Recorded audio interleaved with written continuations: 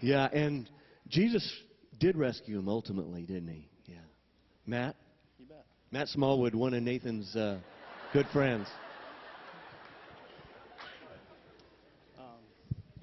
You have to come out here. I have to do a visual for you if you don't mind. All right. So I kind of got this picture of Nathan as John was sharing a little bit earlier about how he liked to kind of run up and scare people. And if you'll allow me for 1 second to go there, we were at the wildlife safari over the summer, and you know they kind of have crazy animals kind of running around everywhere, and there was this emu. Okay? And I'm sitting in the driver's seat. Here, I'll sit in the driver's seat, John. And I'm sitting in the driver's seat, and we stop because this bird is about ready to stop in front of us. And so I pull up, and I stop. Okay? And I look over, and there's this emu, and he's got his head about this far from my head. Okay? And he went. That's about right. And he wouldn't move. And we must have sat there for 15 or 20 minutes, it seems like, maybe longer, waiting for this stupid bird to move. And I kept wanting to throw something at him or do something, but you know, you're not supposed to roll your window down. And that's what I saw with Nathan, because you know, I would pull up to the house to pick him up, and Nathan would be right here as I'm trying to get out of the car. You know, I reach down to do something, grab my keys, and I turn, and here's Nathan, you know. So it just reminded me of that story. You know, the thing that I loved so much about Nathan was the fact that if you were his buddy or you were his family member, he really very wholeheartedly treasured you. And he had such a way that he showed that he loved you.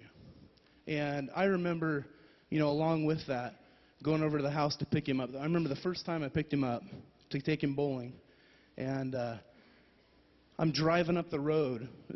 John and Pam, you know, live up on the top of a hill, and I'm driving up, and I turn to go to the house, and I'm maybe 30 or 40 yards from the house, and here's Nathan peering out the window, you know, just waiting for me. And he always did that. When he knew you were coming to get him, kind of like what you guys were sharing in the garage, you know, Pam, when you'd get ready to go to work, he was so excited to see you or see you off or give you that big hug, and it just was it was always such a blessing to be around him. And it was such a privilege and an honor to be part of Nathan's life. And I just, along with that, as I got to be with him at camp this last summer, every time that we got up in the morning or everything that we did, the first thing that he would ask me is he would say, "Ben." You know, because Ben was leading worship at camp, and he just so wanted to be with Ben. He so wanted to see his brother Ben. He had so much love in his heart for Ben. And even during worship, I think he kind of broke through some of his own barriers, because he literally would go up front. If you guys have never been to a camp full of junior hires, you're missing out. They're kind of radical, and I don't really think that they know why they're being radical. They're just kind of crazy. They're kind of wired backwards, if you know what I mean. But Nathan he just ran straight up there, and he would stand on the chairs with everybody else, and he would just jump up and down and just worship wholeheartedly. And I think really and honestly, he was worshiping God with all of his heart and all of his might, but at the same time, he wanted to be as close to his brother as he could be. And even though he saw his brother every day, he could never have enough time with his brother. And I felt that way when I would spend time with him. You know, you'd walk into church, and here's Nathan with his big hug, and you know, I'd drive up in my car, whatever it was, I just always felt treasured, I always felt valued.